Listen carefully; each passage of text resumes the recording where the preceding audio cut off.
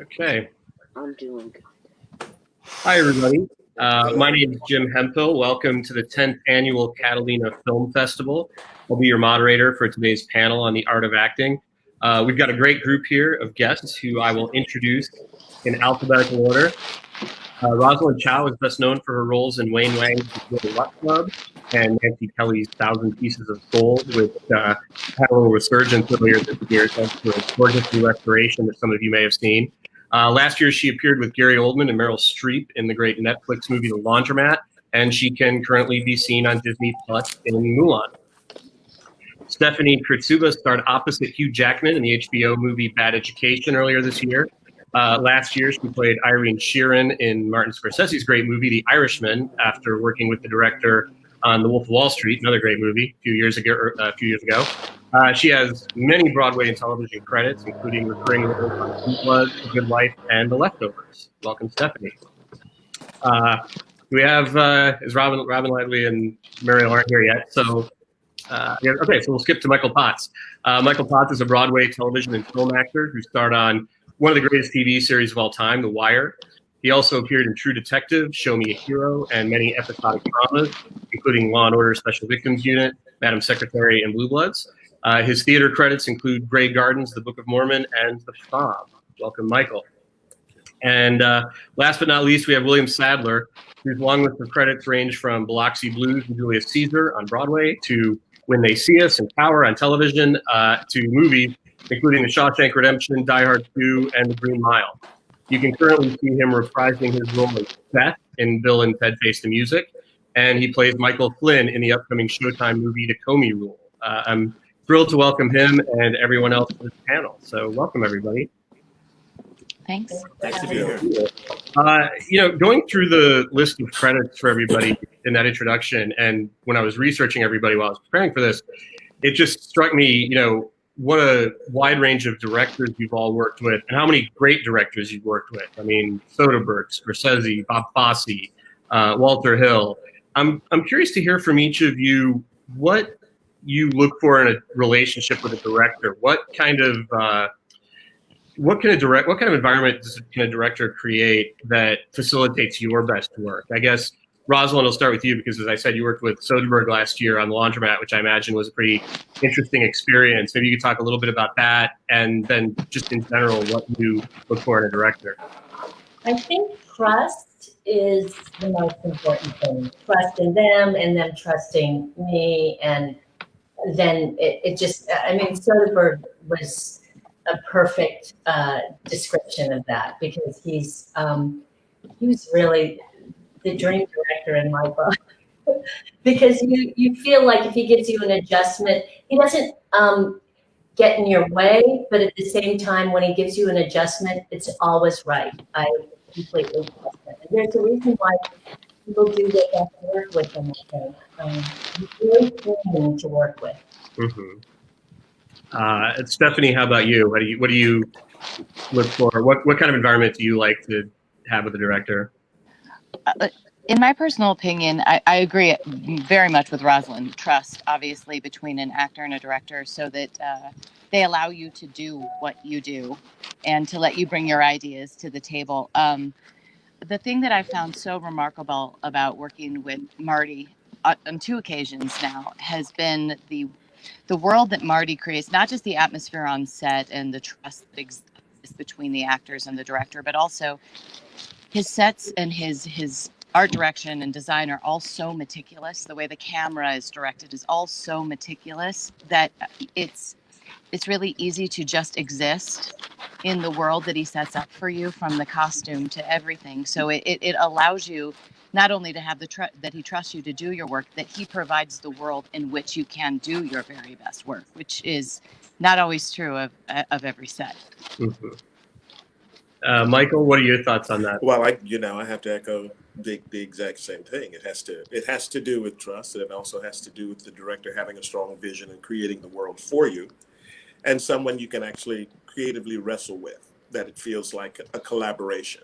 That it's not, I'm God and you do whatever I say. It's let's have this discussion about what about what we're doing and the story we're telling. This is the story I need you to tell. This is the story I feel. This is where I feel my character fits into the story, and have that collaboration so that you come up with something better than the individual ideas. And I think the best directors are able to create that kind of environment. They aren't intimidated by you at all, or what your ideas may be, what you bring to the table. And Bill? I would echo that. The idea that they create a trusting place for you to do this thing and explore, and it's the exploration that leads to surprises on the set in front of the camera that can't happen if you're worried about, if you don't feel that sort of freedom, if they haven't given you that sort of space. I worked with Bill Condon on Kinsey, and I've never worked with a director who was more capable of creating that sort of loving environment where you just play. You go further and further and further, and you go to places that you didn't know you weren't expecting to go even.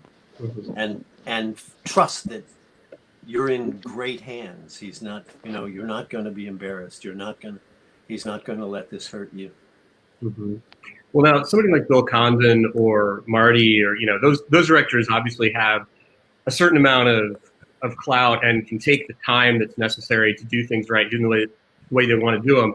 You all also, I think, have pretty extensive experience appearing on episodic television shows, where you're often coming in to a machine that's up and running at 100 miles an hour and you just have to jump in.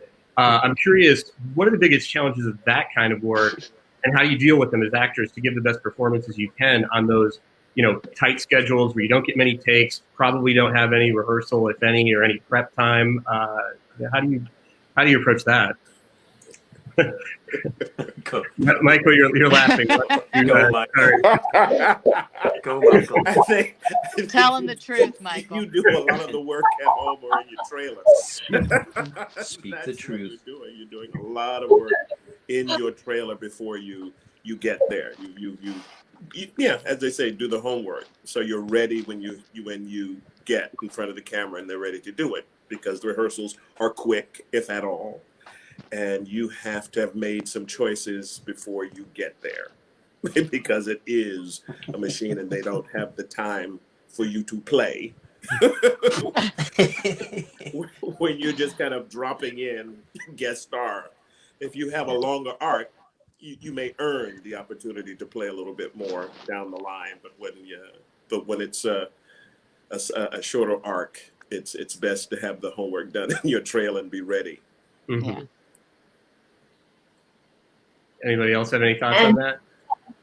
Well, I was going to say, and sometimes they hand you pages of changes as you're leaving the trailer to walk to the set. So it can be a nightmare.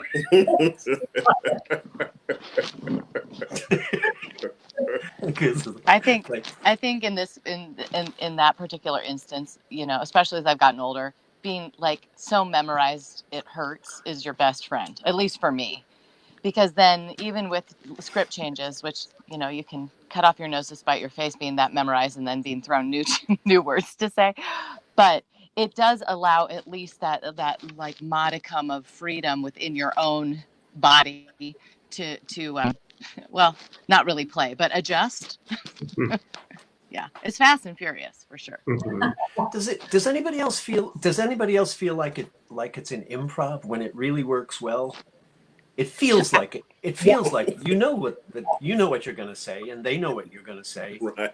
But when it works, you're listening so carefully that it feels like an improv. It feels like anything could happen here. No? I agree. Oh yeah, absolutely. 100% Completely agree. I did a Blacklist with James Spader.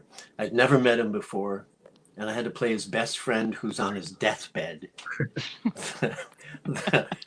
we had I think one rehearsal, but but it was an extraordinary thing because he was such a good listener, and this scene, every time we did it, it felt like an improv. Every time we did it, the room went, shit, that was, you know.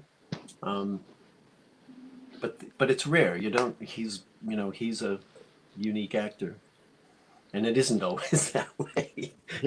You do have to get yourself ready in your trailer.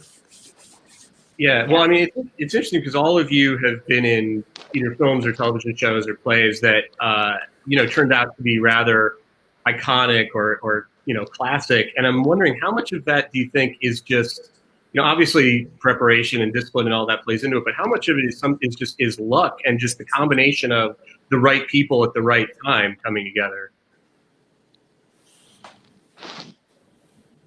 Is it bad to say that I just think it is a lot? I think it is precisely that. I think a lot of it has to do, I mean, obviously with the writing and the directing and everything, but I do think the chemistry of a cast is very often at the very center of what makes or breaks a show. Which is not to say there aren't outliers, but in my opinion, that's at least what I've experienced. I also think whoever's number one on the call sheet sets the tone with the show as well. And I guess the producers as well, but number one really does. You can really feel the vibe of the set, I think, from number one. Maybe that's just me, but. Well, and I'm curious, I mean, I'm sure, without necessarily naming any names, have any of you been in this position where you were on a show where the number one on the call sheet wasn't particularly helpful, maybe wasn't particularly professional, created a situation that was not ideal, and how did you deal with that? How do you, Stephanie? That's a, you know what? I think you just do your work and you recognize that there is there is a larger there's a larger machine that needs to operate, and you are a part of a cog in a wheel, and not to take it personally, and just keep your eye on what is coming down the pipe, what the next job is. I agree. Then sometimes you just have to step back and say, well, oh, I got it. They hired me to fix the sink, and the sink's over there. That's right. Exactly. I get it. I know what this job is. I mean, I think so much of what we do initially when you first arrive, on a set or into a rehearsal room is what are the adjustments you have to make? You have to read the room.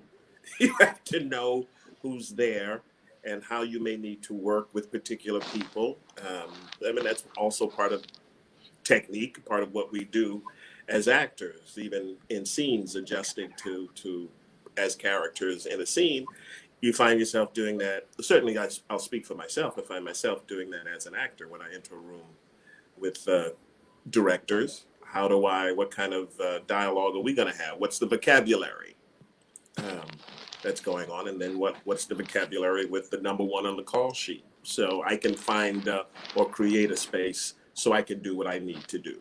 So make the space to do what I need to do. Mm-hmm. Right. And I'm curious, I also wanted to ask about all of you, how you approach auditions, because, I've found, my background is as a director, and I've found that auditioning and acting can be completely different skill sets. There are some people who I've found are, not great in auditions, but are fantastic actors.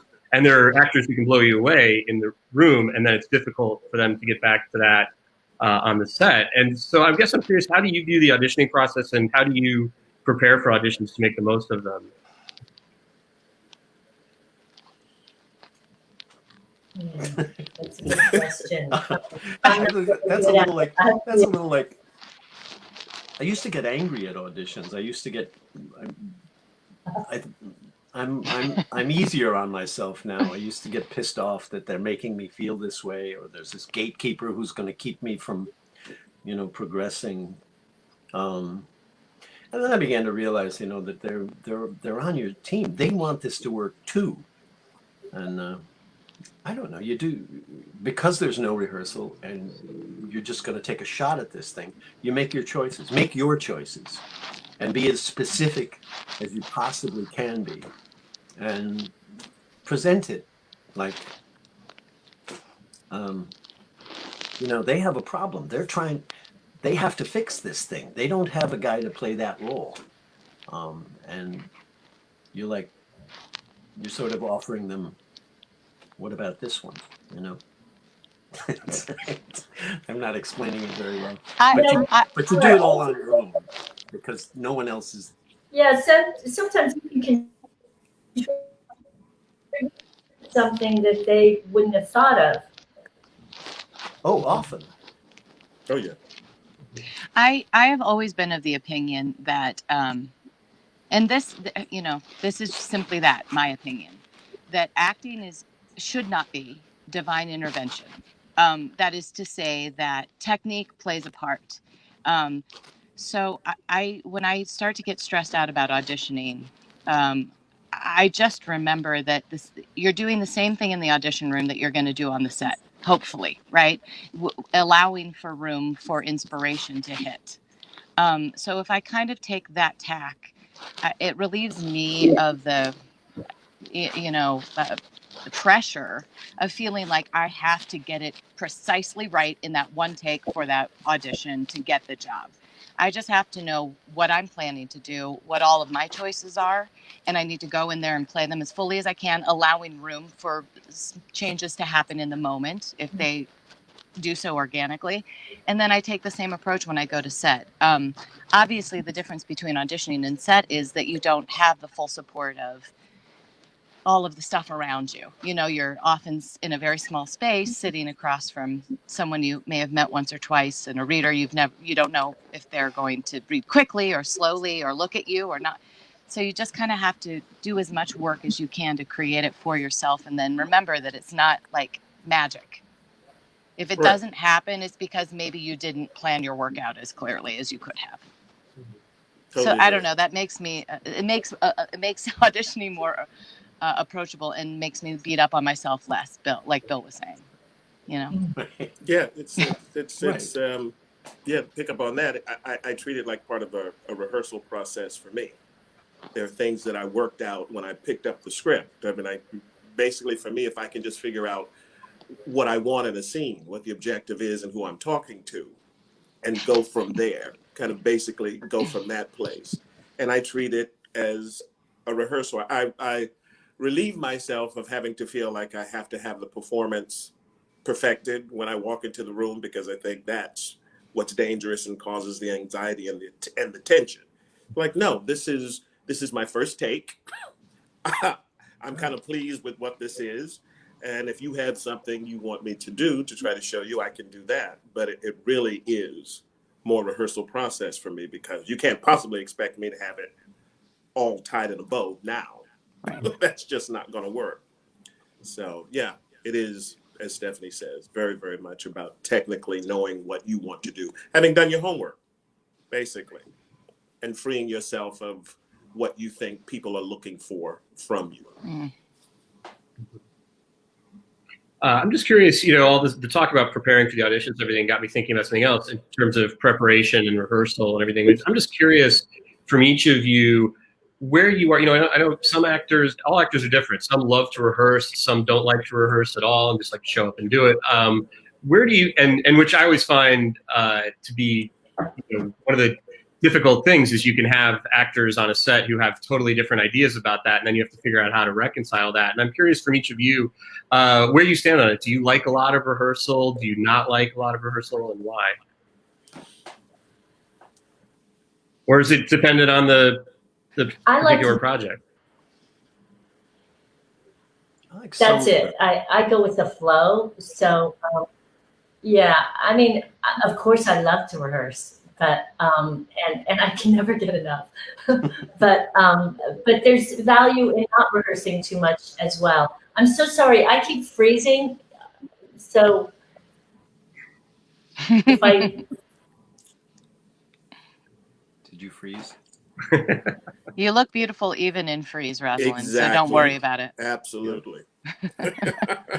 I have. So yes. Oh, there she is. Oh.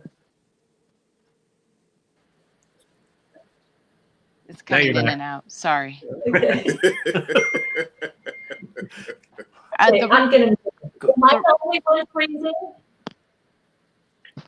You're the only one freezing on my end. Okay, I'm moving.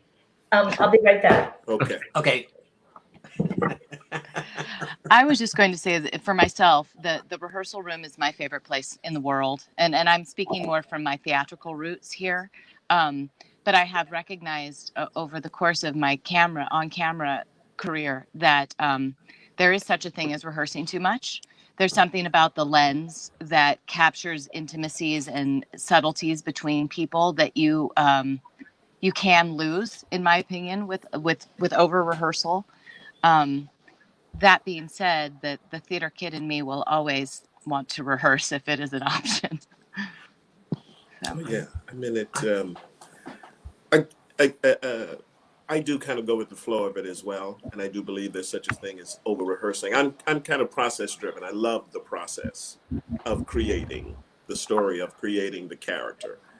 I do love that a great deal, but there's something that also happens when you step into the performative space. Because I think during the rehearsal process, you begin to kind of put blocks together, sort of things like that, and it becomes more of a whole.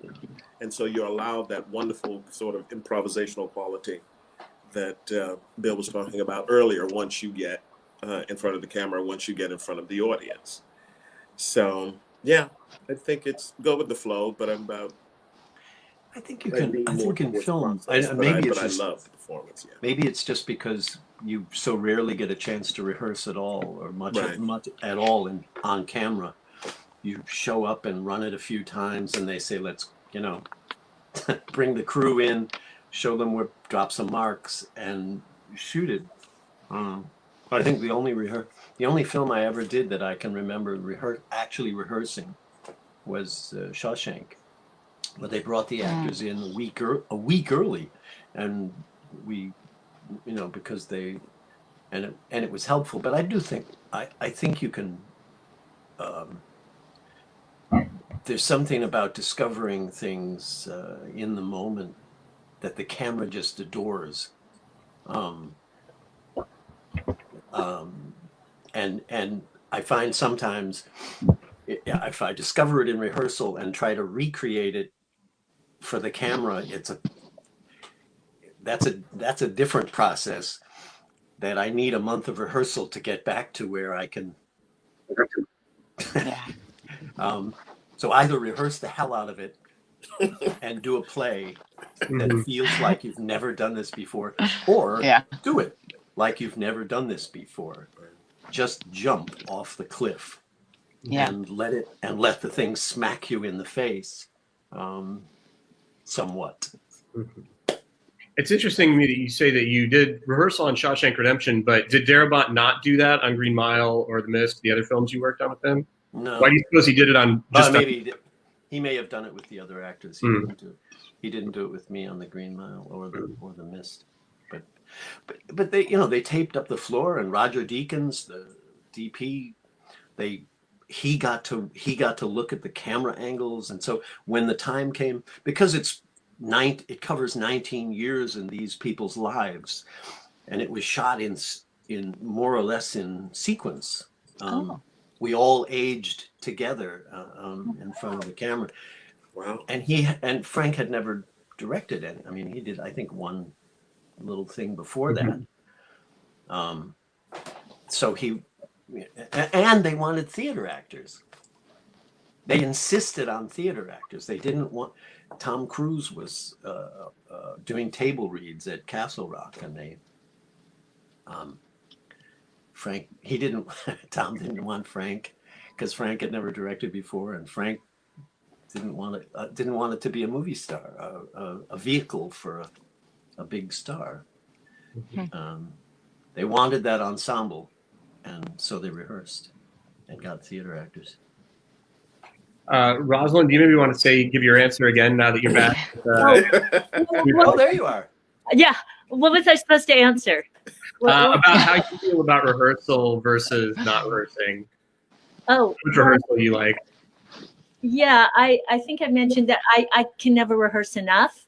But at the same time, I do sometimes like being dropped in. It just depends on what's happening on the set. And like Stephanie said, if you're so well prepared, then you're ready to go no matter what the situation is. But yeah, I mean, doing theater, like you said, you just love knowing that you know where all your boundaries are, so you can just let loose, and that's always nice.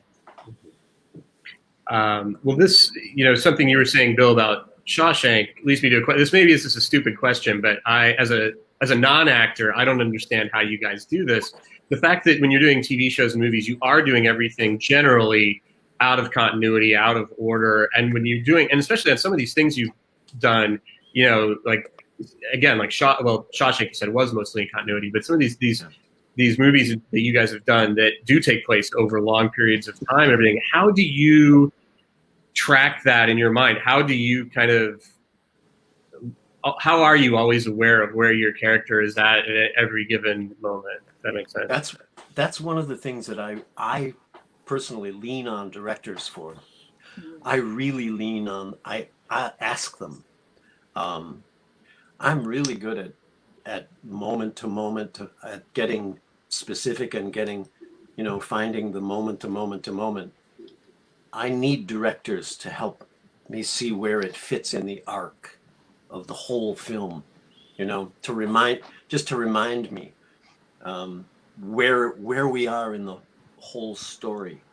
And then you make your adjustments, but I'm much better at the minutia than I am at the big, and you can't play the big arc. You can only address the moment to moment. You can't play, now I'm coming to the end of the movie. That's not helpful. I'd like to see you try that, though, Bill. I would watch you try that. I could take a shot at it, I suppose.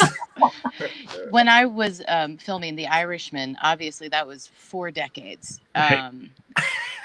So I mean, no big deal. It was fascinating though, because if I were smarter, an actor and more accomplished like Bill is, I would have leaned more heavily on Marty to tell me. But I took it on myself to be really clear about where we were in the story, what had just happened, what was currently happening, what was about to happen. And for me specifically, I found most challenging finding the physicality of a character over, and it's very subtle and it's very small work, but it was really important to me. I know it was very important to Bob and Al, and Joe, as we even had the gentleman had a physio coach that helped them specifically with their stature, from decade to decade, to sort of remind the fellas, hey, I know Al, I know you're upper 70s right now, but you're supposed to be 40 in the scene, so we need to get your posture a little more up and a little more vim and vigor. I mean, that was remarkable that they even thought to provide that service for them. I did it for myself. They didn't give me a coach, which maybe next time I'll think about that contract. No, but I do think it's things like that for me, marking the physical reality of multiple decade arc was really challenging, but exciting. You didn't shoot that in sequence though. You jumped around, didn't you? One day I was playing a 25-year-old. The next day I was supposed to be in my late 40s. It was all of there was I got some really great high updos for the anti-aging effects. The men got all of the good stuff. We just got really high tight updos. So that's how my process was. So that's really hard. That's really hard though. It was tough. That jumping around. Yeah. I need a director to tell me, Well, I'm geeking out. I have to be honest. I'm totally geeking out because I did not realize that Shawshank Redemption was shot in sequence, which reveals so much. Now I want to watch it again. They were worried that because everybody ages at the same time, right? And all of these characters, so the costumes and the hair pieces and the makeup and so on, they wanted. That's why they did it, I think. so they could keep track of all of the, everybody aging. Great.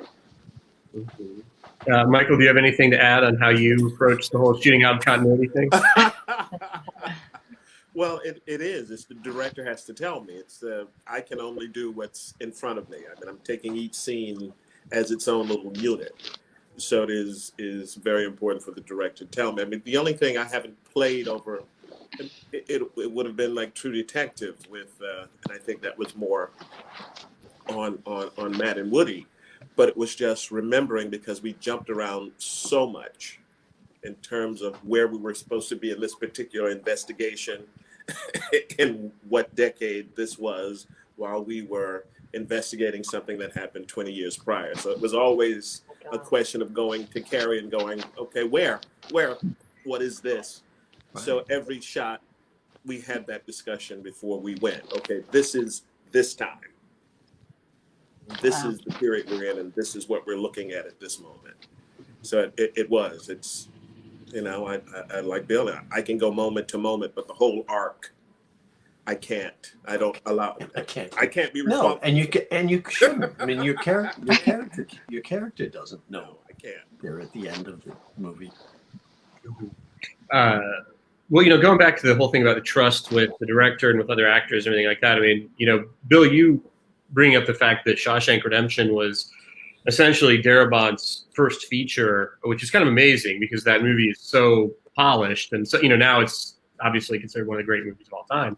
But how do you, when you're going to work with a director, obviously if you're working with somebody with Marty or Soderbergh, you can trust them going in. They've got a proven track record. But when you're going in to work with somebody who you're not familiar with and who maybe doesn't have as much of a track record, what are some of the things, how can you tell off the bat if you're going to be able to trust them, and what are some of the warning signs maybe that you're not when you've dealt with directors who you didn't end up being a great experience? What are the warning signs? They start suggesting that you do Yes, things, tell us. and you're Please. they start suggesting Please things. tell me. Please tell us. What? How did the warning signs of Yes. when you've bumped into a director that doesn't know what they're doing? I don't know. I trusted Frank to a degree, but I wanted to do a stutter. I wanted my character to have a very slight stutter, and he didn't want. He sort of started pulling me back from that, and it turns out it was like the most fun thing about the character. I don't know. I ended up trusting Frank a lot. I don't think Tim Robbins and Morgan, I'm not sure they did as much at all. But you do, the material is so strong, and the people you're working with are wonderful, and you bring your game. You bring your, you're sitting at a table with, James Whitmore. You bring your fucking game. It's like playing tennis with McEnroe or something. You don't have a headache, and you don't have a fight with your wife, and you show up as ready as you can be. Well, I mean, Michael, you were laughing at the end when I brought up directors who maybe you can tell their warning signs that you're not going to. Have you had that experience? Yes, Michael.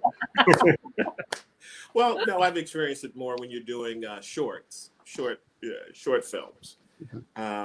You can tell when someone is doing their first, because there's a lot of time in between setups, and there's a lot of discussion. And I can often look at, you can get your cues from the cameraman, or camera person. Because they've been doing this much longer Because than they can't hide it. They really are not very good at hiding it. Or the AD sometimes can be less capable of hiding, that we're a little lost right now and don't really know where the director may be taking it. So that's where I picked up the clues. that's just I an watch everyone on set. awful When I come on, situation. whatever I do, I'm watching everybody. And I'm not so Smart. much in my head just about me. I'm watching everyone. I need to know, as I said earlier, what environment I'm working in. I need to read the room. But yeah, on sets, usually if I look at the cameraman and I look at the AD, I can get a lot of information. Mm-hmm. Do you ever find yourself sometimes subtly helping the director, Oh, sure. You try to ask. suggesting things? Oh, You sure. know, you just said something that. What if we try this? Bill, And don't give away our secrets. Yes, no.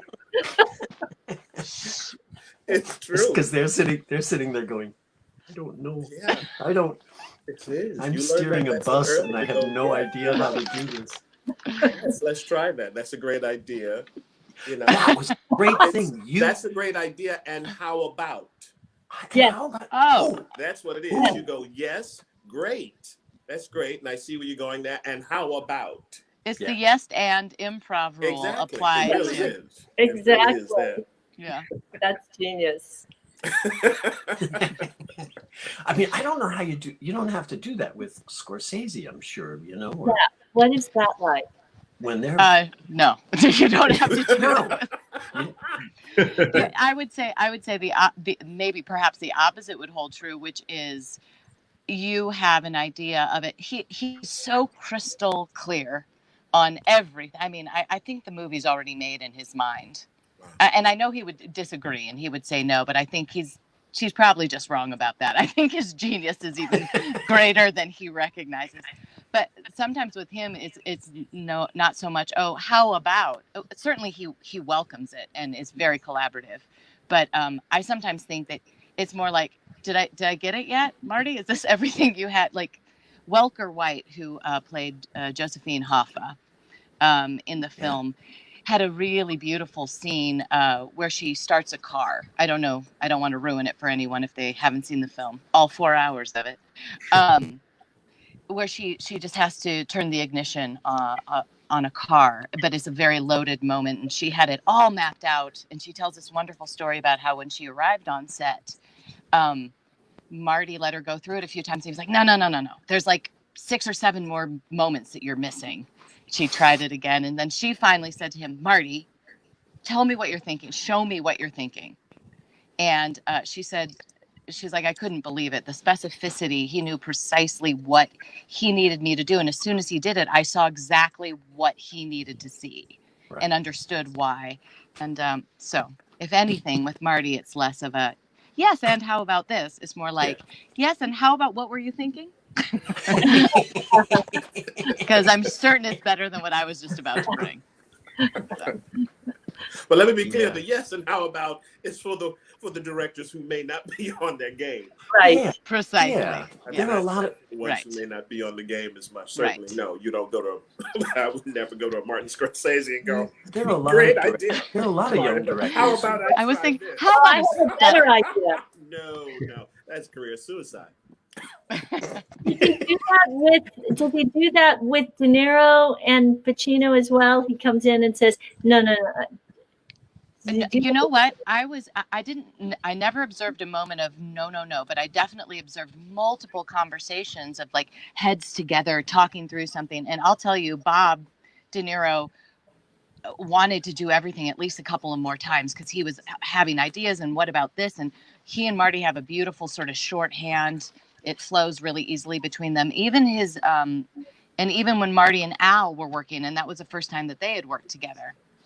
I would hear Al, oh, what about this? And Marty, yeah, well, and this too, and how about this? So it was an open dialogue, but it would never felt like you should do this, right, or do this way for me. At least not that I was ever privy to. Oh, fascinating. And how did the fact that you were playing Stephanie, a real person, affect your preparation or your process? I mean, what kind of research did you do into her, and how did that affect the way you played the role? I did as much as I could, quite honestly. There's limited resources. I had some amazing photographs, and I read obviously the book, the source material. But my ace in the hole was when I found out that Irene's granddaughter, Brittany, was working in the wardrobe department of the film. Okay. Yeah, yeah, yeah. Wow. You can imagine my delight and surprise when I was in my makeup chair and one of the makeup artists mentioned, "Oh yeah, her actual granddaughter's here." Well, I saw that poor girl. I stalked her and I found her. She turns out to have been just an incredibly generous source of information for me. And I actually even spoke with Irene's daughter, Connie, and got all kinds of details about her and her life and her personality. And I tried as much as I could to imbue those. And one thing that I don't know if you see it in the film, but in the beautiful, there's a ballroom scene that takes place at a Latin casino night that takes place towards the end of the film. I wore Irene's actual charm bracelet. It was lent to me by her family. Wow. So it was extremely important to me. I was very close to my grandmother, so it was important to me not only to honor Irene but to do right by Brittany by bringing her grandmother to life in the film. It felt important to me.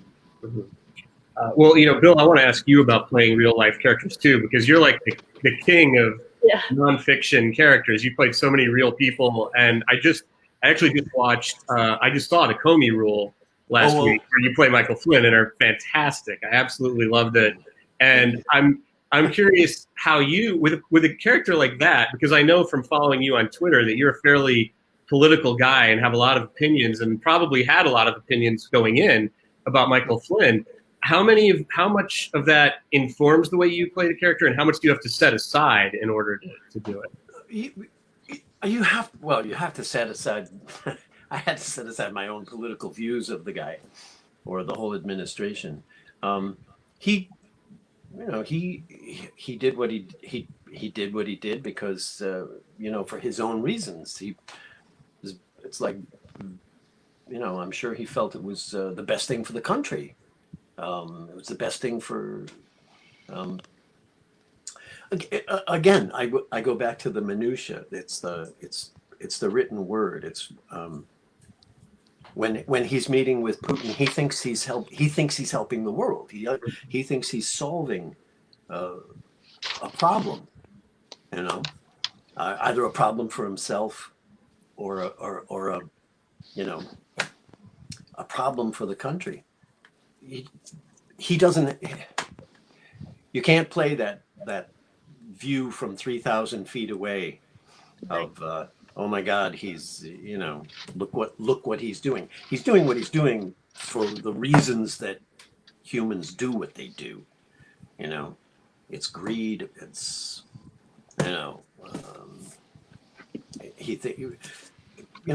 Colonel Stewart in Die Hard 2, I'm sure he felt he was saving the country, because nobody feels like nobody sets out to be a bad person. Right. And I'm sure he doesn't think of himself that way at all.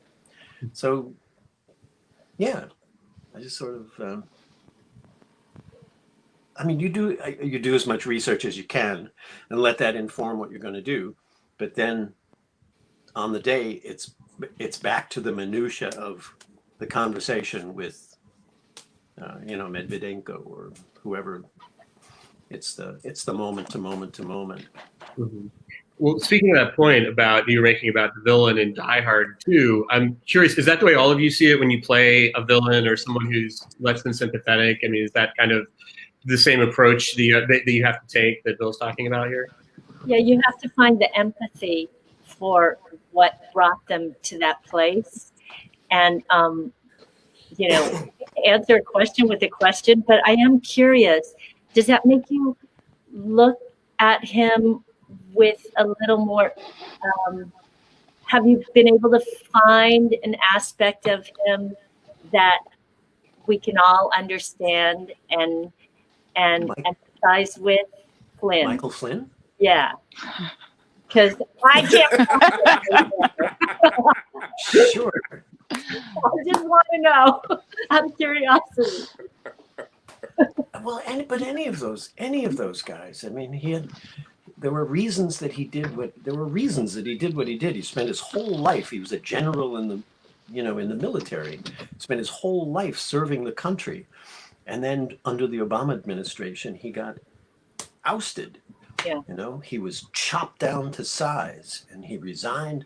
And within 6 months, he was visiting Moscow. You know, as a guest of Putin at these, you know, these things. He went to the dark side. You know, but you can understand. You don't have to approve of it, but you can understand. You can sort of see the outline of why he might have done that. Right. You know, I guess you can empathize. I don't know. Like it's like Michael Cohen or something. Yeah. Yeah, I will say, having seen the movie, that it actually, I do think Bill's performance and several of the other performances in it, they give you a degree of empathy with these guys without, like you say, without approving of what they did. I mean, it's a really fantastic movie. I really recommend people check it out when it airs next weekend. Michael and Stephanie, do you have anything to add to that idea about when you're playing less than savory characters?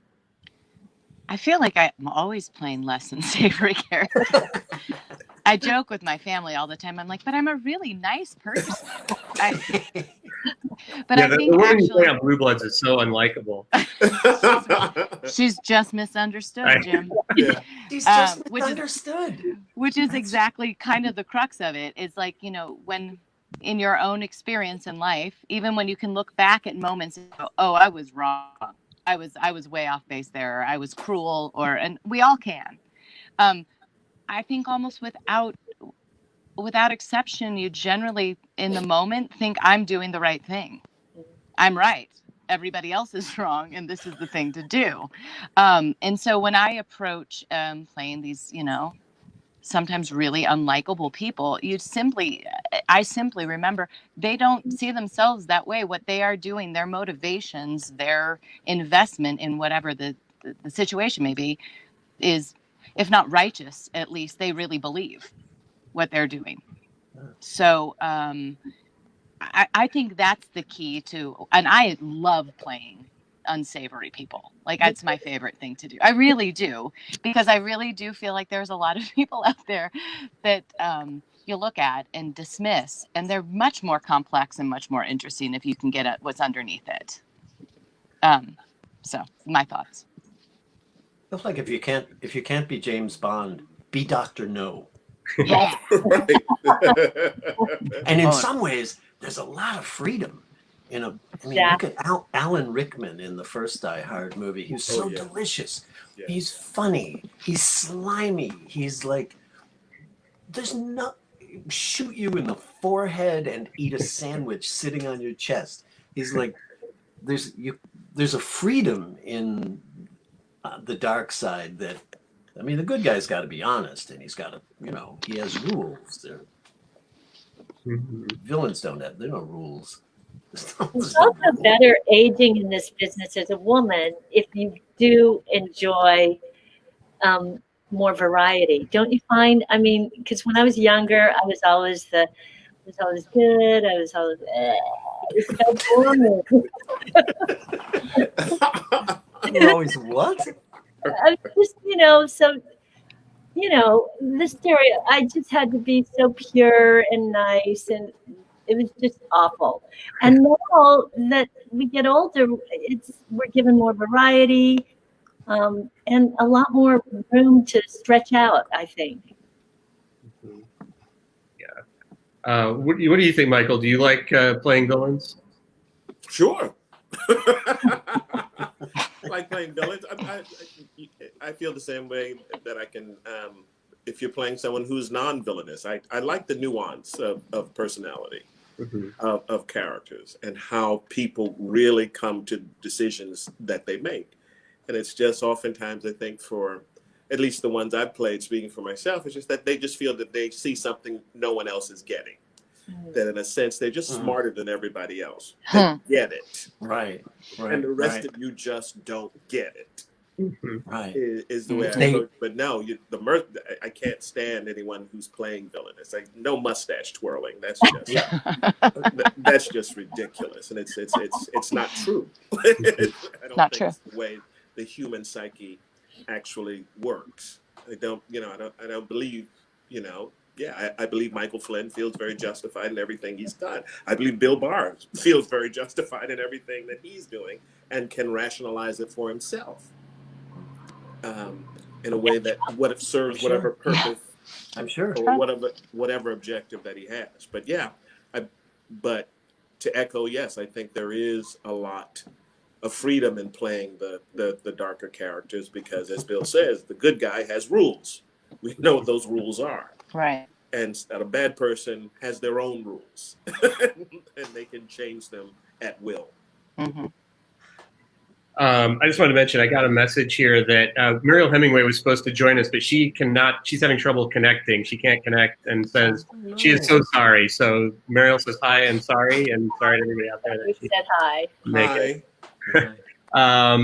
You know, Michael, when you were mentioning earlier looking to the cameraman, it made me think of something which I'm curious if you guys think.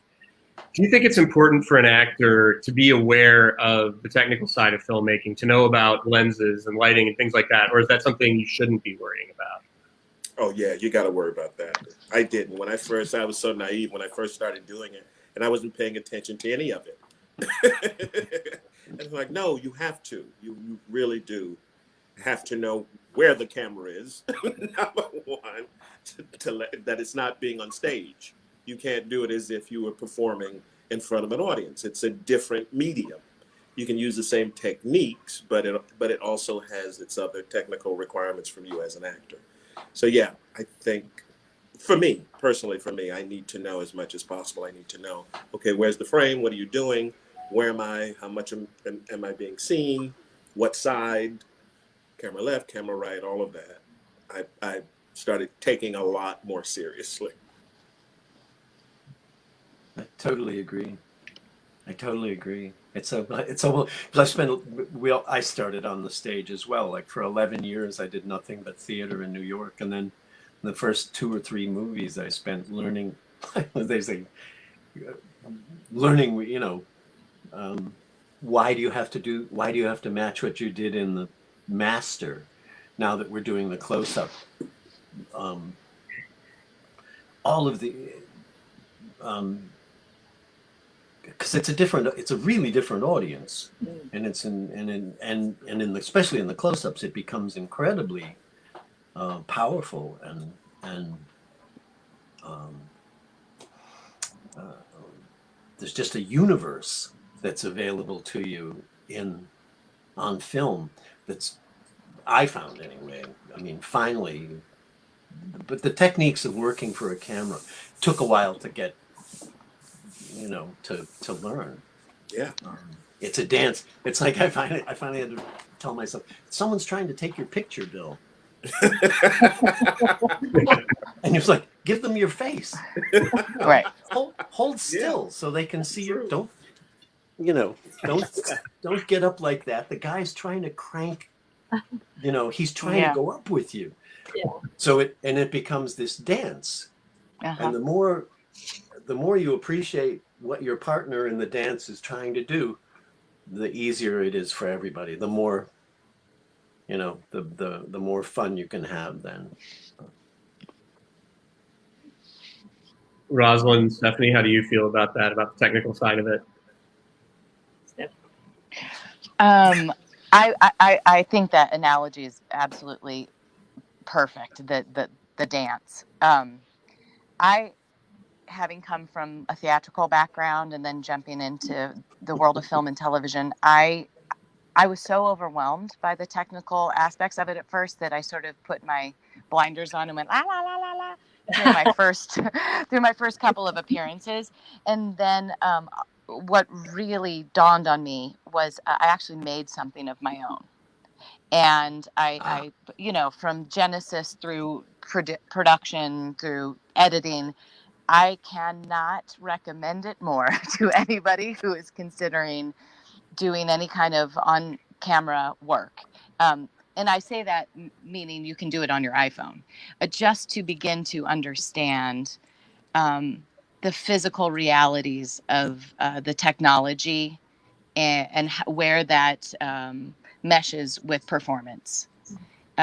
Because once you, at least let me speak for myself, once I made that, discovery, it was like Bill said, like an infinite world of possibility and a whole new universe opened up to me because I understood the the confines of which I was performing in the same way that you have different rules when you're performing in the round or on a proscenium or in a thrust stage. There are different rules for opening yourself up in each venue.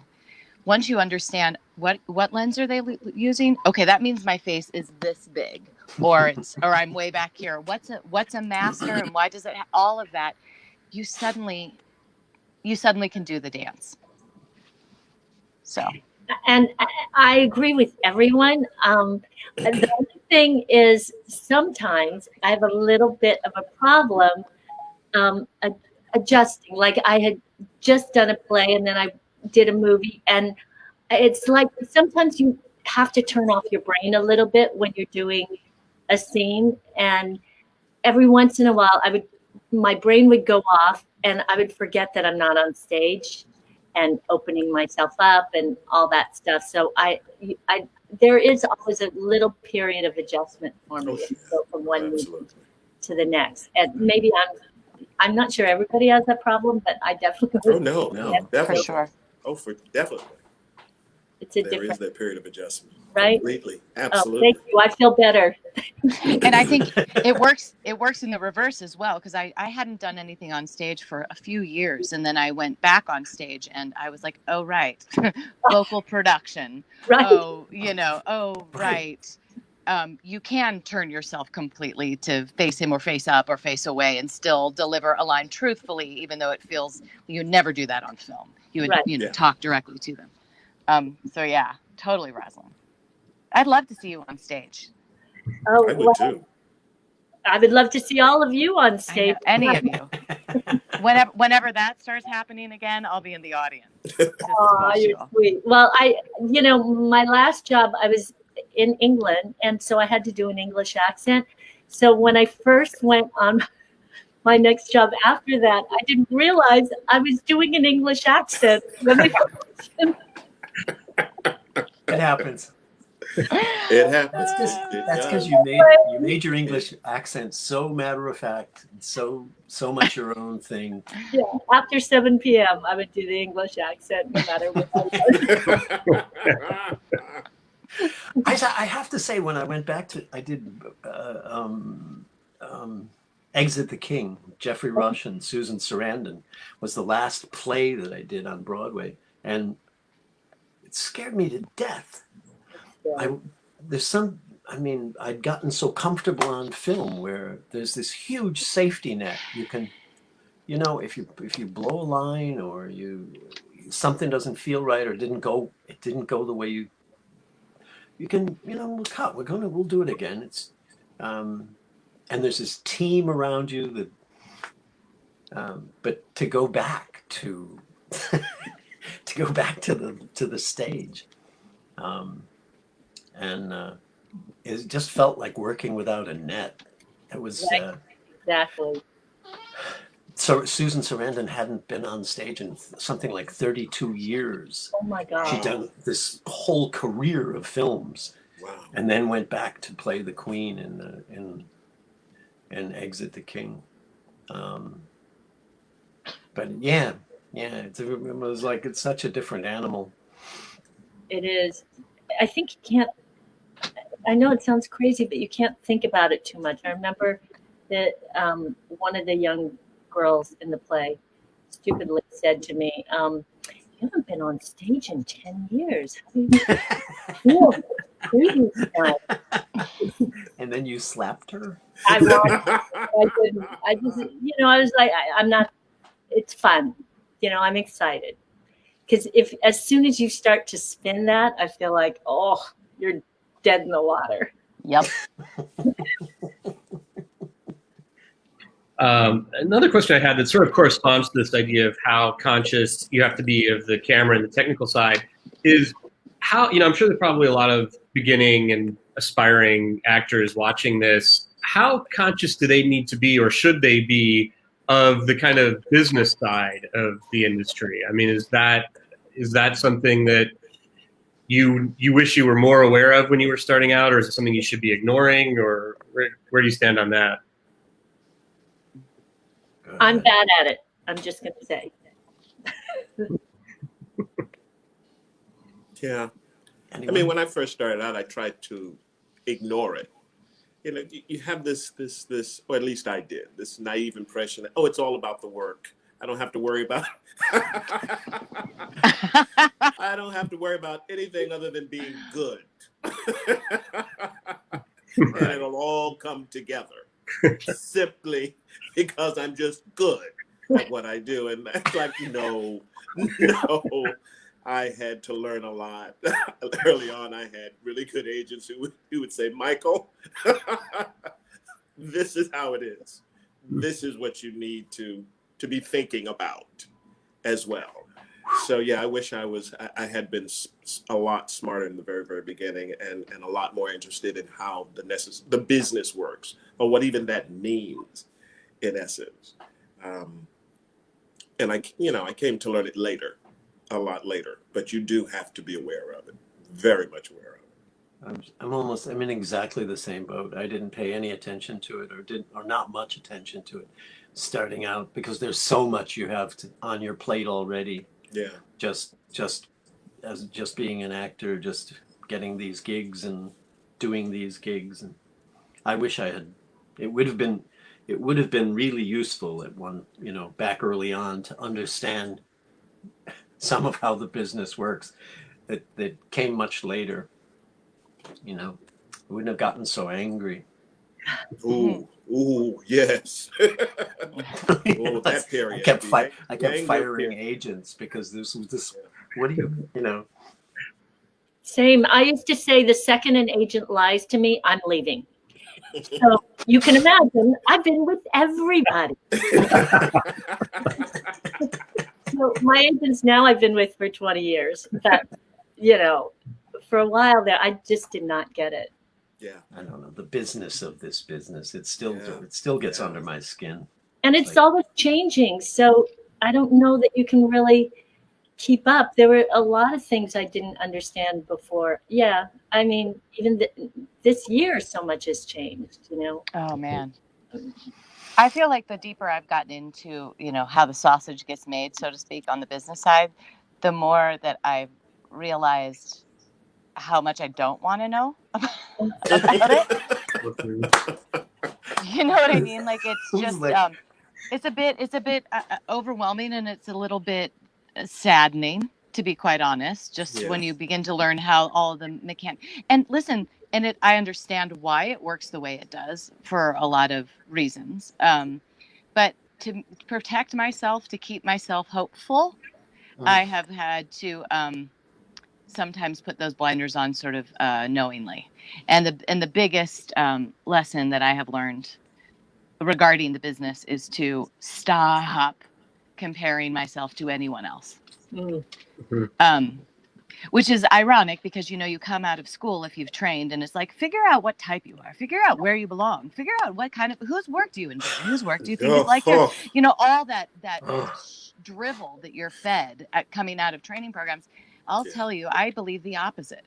Whenever I teach, when I occasionally have the opportunity to do so, I always say, I don't care who you are like. I only care what your truth is. Show me your truth and nobody else's, not your idea of a truth. What is yours? Because that's what makes you interesting and unique.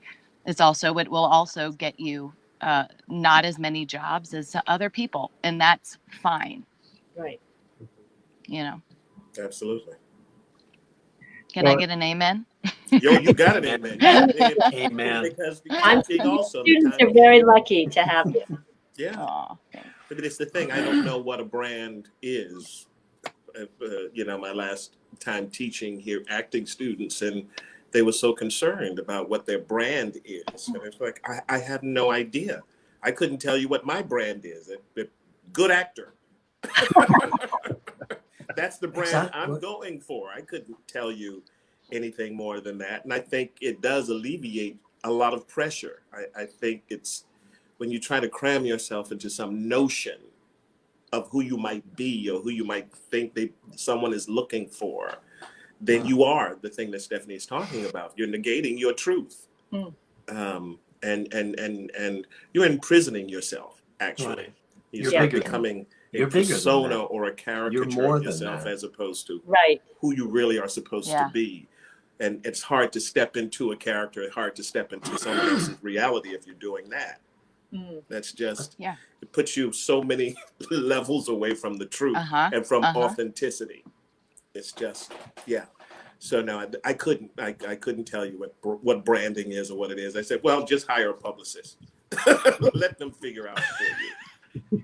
Let Oh, them yeah. make a brand. Every once in a while, I'm surprised by things that I hear that are said behind the scenes. You know, I have a writer friend who he has been so proud of his script, and it's really coming together. He does very well. And then he said, "Now, who do you think of for the lead?"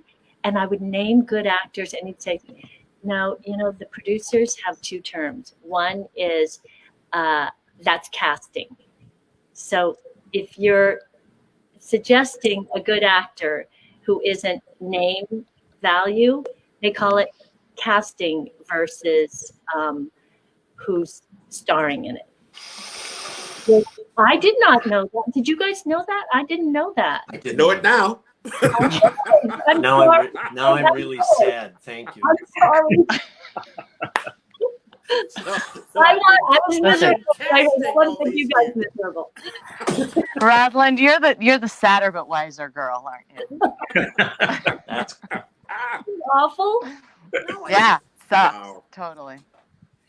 the business. But it's The the biz. business of this business. It is. It is. No, I know. There is a part of me that's always, just do your work. That's the only part of it. It's the only thing I have any control over. Exactly. Is That's what it. happens. Is what I do when I get to the set, when I get the job, when that I have some control over. What happens after that, or what the folks in Hollywood think of it, or I don't know. I gave up a long time ago worrying about what people think of what I do. I mean, I'm glad they like it, and I keep getting to do it because it's the thing I've done since I was 8 or 9 on the farm.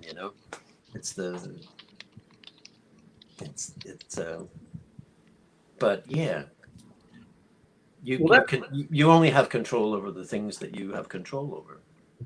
Exactly. I think.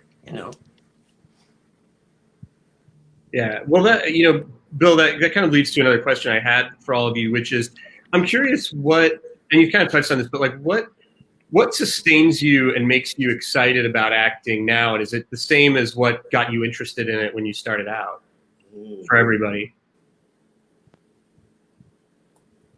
I mean, that's a great question because I'm remembering something Olympia Dukakis had said in a class I'd taken for her. She says, at some point, you have to get back to remembering why you got into it in the first place. Because after a long period of time, you can get away from that or forget it.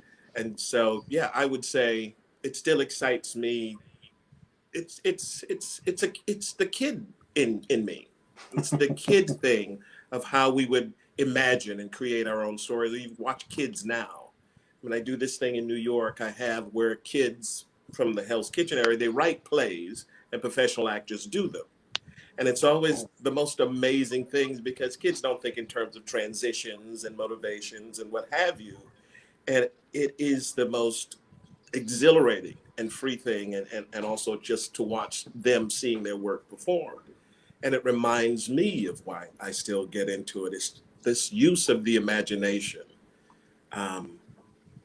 this stepping into other realities, into other worlds is the thing that still gets me going. It still excites me. And also when I'm watching other actors do that so brilliantly, so effortlessly, it is just, it does. It gives me chills still. Yeah. Oh, it looks like we're getting some audience questions coming in here. So this one comes from Peter Bronfman. The question is for Stephanie. How many takes did it take to nail Leo DiCaprio's speech in Wolf of Wall Street? Well, I have to tell you, this is actually quite a funny story. We started the day on Leo, And he had multiple monologues on camera, speeches, pages. This particular one was like 2 or 3 pages. We started on him, and we were just feeling our way through it. And I had an emotional reaction to me. We did like 2 takes, and Marty came out and he, talked to Leo, and they made another adjustment. He came over to me and he said, great work, but remember, emotionally, I really like what you're giving, but remember, we need to turn around on you still. And I remember saying, don't worry, Marty, I have deep wells of sadness. I'll be fine. But then I think he did probably about 5, maybe 6 maximum takes. And when we finished up the day after they turned around on me, Leo came up to me and said, thank you. I didn't know what I was going to do with this speech. And your emotional reaction really fueled me to find things that I didn't know were there, which was like, Dear Diary, today, Leonardo DiCaprio told, it was unbelievable, but he nailed that speech probably in, I would say, maximum 6 takes. It was probably like 5, and that's saying something because that was probably 2.5 pages of dialogue with a little scene between he and I in the middle of it. He's remarkable. Never did it the same twice. I'm a fan. Next question is, as accomplished actors, do you still have insecurities of not being good enough? And do you still study? What do you mean by that? I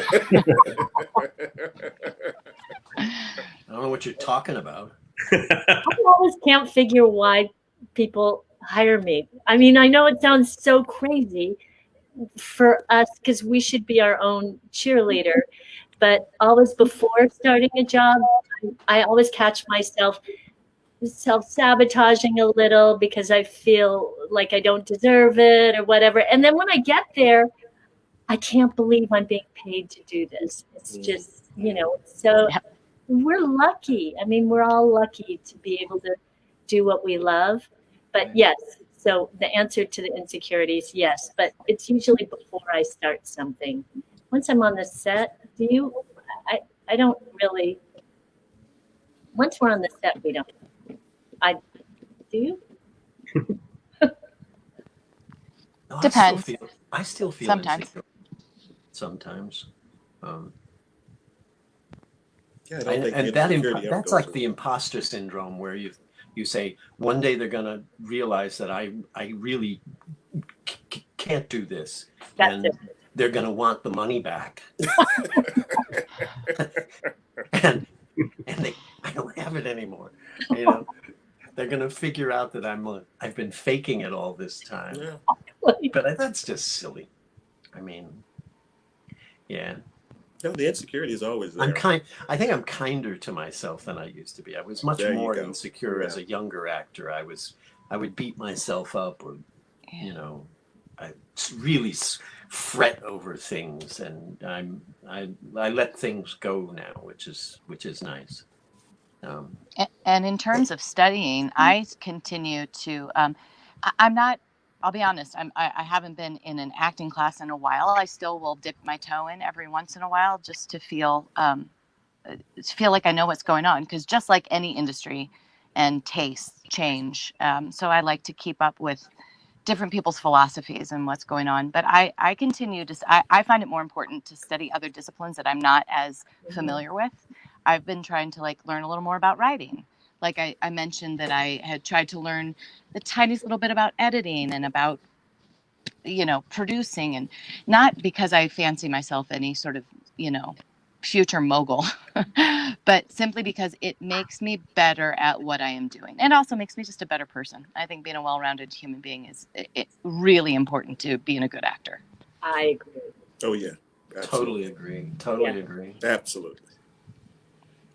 Next audience question is, when playing a villain, is there a danger of taking that character home with you? They say that's what happened to Heath. I guess they mean Heath Ledger as the Joker. How do you rid that out of your psyche? Is that for anybody? Yeah, this is for anybody, I think. Yeah. Well, okay, I'll start. I will with an example. Sometimes you don't realize you're doing it, and you know, I was about to start something, and during if the pandemic happened, I would have started it in July, and it kept getting pushed. And this character is complicated and not pleasant to live with. But I didn't even realize. I thought, well, I'm just going to pick up the script and read it a second, third time. And I got to the second time and I realized, I mean, the next week, I was a terrible mother. My poor daughter, and my husband, I mean, it cooties you. You do get the cooties on you without even realizing. Sometimes knowing that you're playing something, don't you? I mean, even if you're not, It's hard not to bring it home. yeah. My wife will tell you that. She has more than once said, "Bill, leave that shit in the theater." I know. Don't, It's hard. okay, you're Julius Caesar over there. Now clean the cat box. Take out the recycling. I think, there's always going to be the resonance of if you played that, just as there's the resonance of whatever happened in your day is going to affect how you make your choices. Even if you planned something, done the work and memorized it or worked on it a particular way, the resonance of whatever happened to us, because we're using us, we're Right. using ourselves. So there will be that resonance. But, as a villain, I try to remind myself, well, that's that character. That's not who I play. So I try to do this phrase of wiping my feet as I leave. Like, I'll leave that on stage. I'll leave that in the theater there. I'll leave that on the set and go back to being Michael. It's hard though.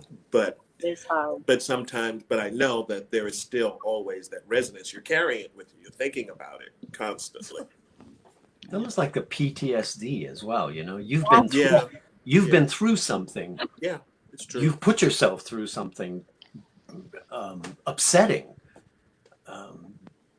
and it's hard to let go of it. You know what I mean? It's hard to let go of it after a day of that crap. I remember when I played the father of the two little girls that get murdered in The Green Mile. And it was one of the hardest things I've ever done in my whole life. I remember because I felt I had to sort of keep one foot in that emotion all day long, all for days. And because I couldn't just snap it on and joke around with the crew and then on action just and I just remember thinking they're not paying me enough to do this, to live in this place. It felt so awful. So you do carry it around for a while. Yeah. The next question is, what is your advice for finding decent representation? That's a tough one. Nowadays, I think it's harder now, isn't it? I mean, to find agents. I've tried to help, some of the young people that I've worked with that are really good, really talented, and have good footage on themselves. And I'm shocked sometimes when I take it more personally than they do when they're rejected. I don't understand what people pick up now and what they don't. Do you guys? I get asked this question a lot. And I always feel like I struggle for an answer that feels encouraging and hopeful, but also based in reality. Because I do think finding representation is just, it feels a little bit like alchemy to me. I'm not exactly sure how it happens or why, but it just does for some folks. The best thing that I can say to this is advice that I heard from someone once upon a time, which was be concerned more than anything with doing good work in a public forum always. So something that you can control. Always do your best work and always take the opportunity for it to be shown or be seen. And hopefully that leads to. Yeah, maybe theater, doing theater. I think they still pick people up from local Oh, theater. Yeah, they do. They oh, still sure, do. yeah. It still Oh, happens. yeah. I think that's probably the best way right now. And also continuing to like staying creative and making your own stuff. I mean, it won't necessarily lead you to an agent, but let's be honest, the world that we are living in, people are picked up because of their TikTok accounts. People are represented due to their Instagram stories. And I'm not advocating any of that, because quite honestly, that gives me the heebies, but it's probably just because I'm old. Um, but let's be honest, that it does work that way in our industry now, and this is that business of the business stuff that we were talking about earlier. Gives you the I'm not heebies. saying try to go viral and be a YouTube star, but I'm saying if you're clever and you've got an idea, film it, put it up on a platform. I get this. I mean, I guess we all hear this question from young actors. How do I get an agent? And I never know what to tell them. The business has changed so much from when I got mine back in the 70s in New York, you know, doing off Broadway.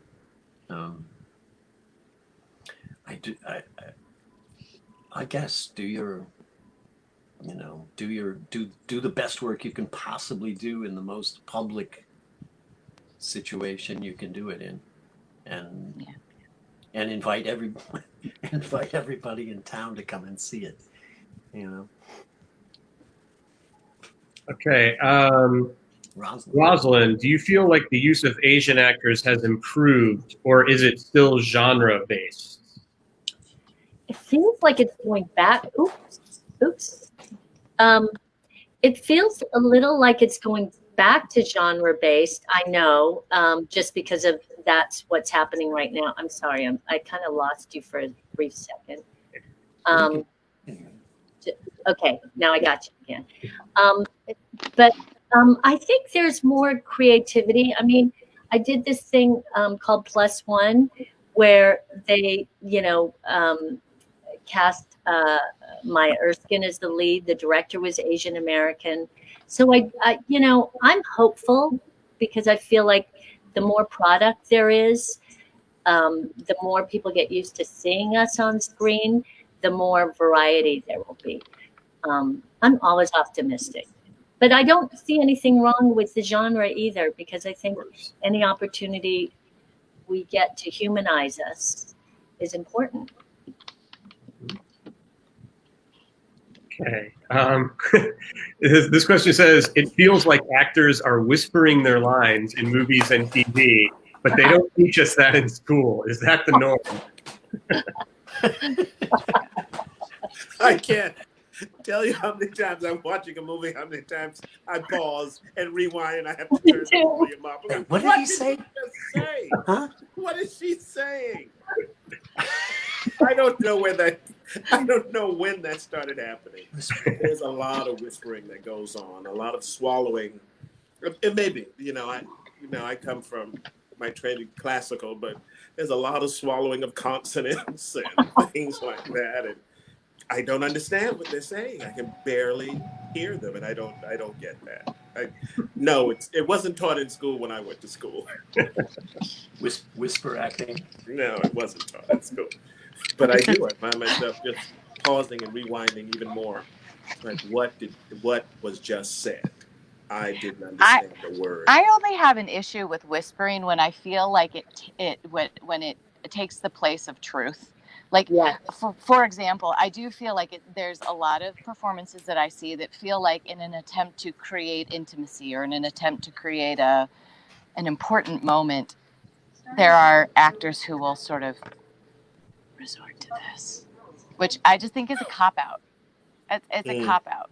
I've had many beautiful, important, intimate moments in my life, and rarely has someone talked to me like that. And if they did, I probably would have slapped them, because it's irritating.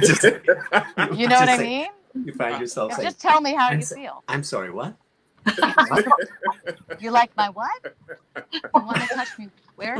Oh, sorry. I No, think it's don't I don't think it's a don't whisper. technique. I think you're right. I think it feels like a crutch. Yeah. Like they want, it's not going to sound like acting if I Right. really. But it's not going to make you more interesting when you whisper and you mumble. It's just going to make people go, huh? Huh?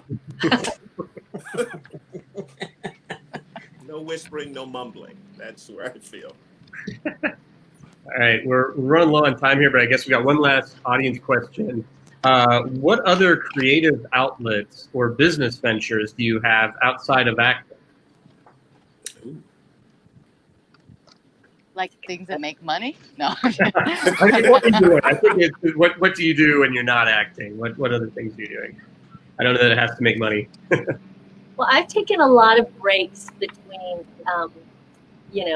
parenting, my life, and acting.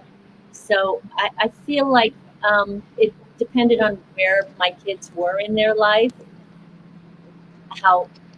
what I did as career wise.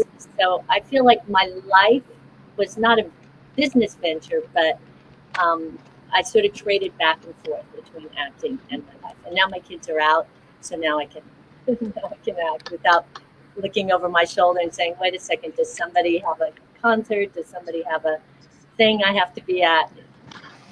So for me, I just live my life. I don't necessarily have any. I share the same reality of raising children and taking breaks and stuff. But I thought it would be fun to share with you right now. I'm currently in an RV doing a cross country tour of national parks with my family. Wow. So that's why I started rattling. We're on the move again. But Cool. and I recognize that I'm extremely privileged to be able to have this time to do that. But I guess my larger point is my family has always been and will continue to be my sort of primary concern. So I don't know that I've necessarily found other pursuits to spend my time on, because I've been lucky enough to have acting do that. That being said, I think it's always great to have other stuff happening as additional revenue streams. That's what my broker told me. I don't think there's any money at the end of what I'm doing, but I started. I've been writing songs and performing music. I started putting them out on YouTube and a thing called the Kitchen Tapes. But I've done that for years and years and years. I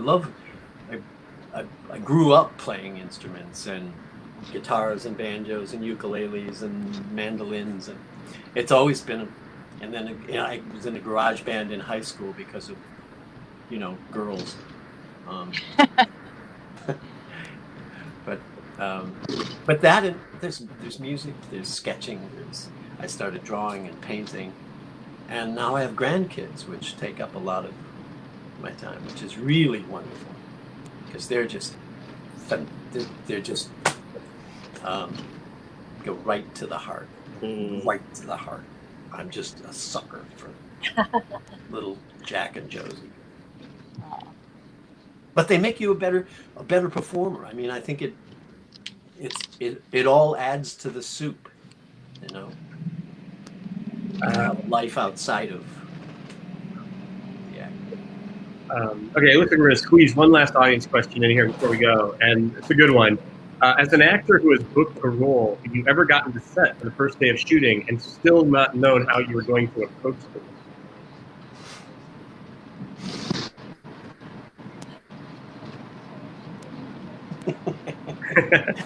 No. No. I've had a situation where I had an approach, and then when I went there, the number one on the, I'll throw that out. And I'll name name. It was a situation early on with Bill Cosby on his second show, and I had a whole approach to the role that got me the gig. And then I got on set and started doing that approach with him, and he just in the middle of it went, no. If you're going to do it like that, I'm not going to listen to you.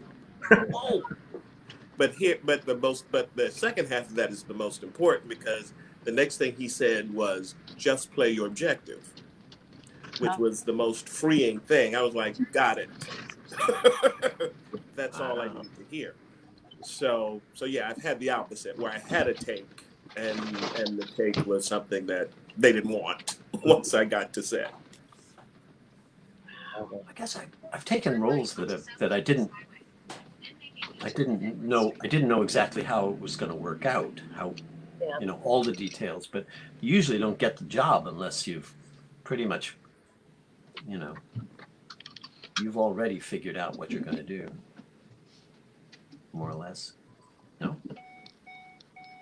All right. Well, it looks like we are out of time, running out of time here. The last thing somebody sent in was, "This has been really wonderful, especially for other filmmakers. Thank you." I'd like to echo that. This has been great for me. I've had a great time talking with all of you, and I want to thank you for doing this. It's been terrific. Pleasure. Thank you. Thanks, everybody. Total pleasure. It was really fun. And an honor. And an honor to be in this Yeah, I'm excited. I'm going to go Me too. rewatch all your films. Sounds good. All right. Thank you. Bye, everybody. you I all. don't know if they cut us off.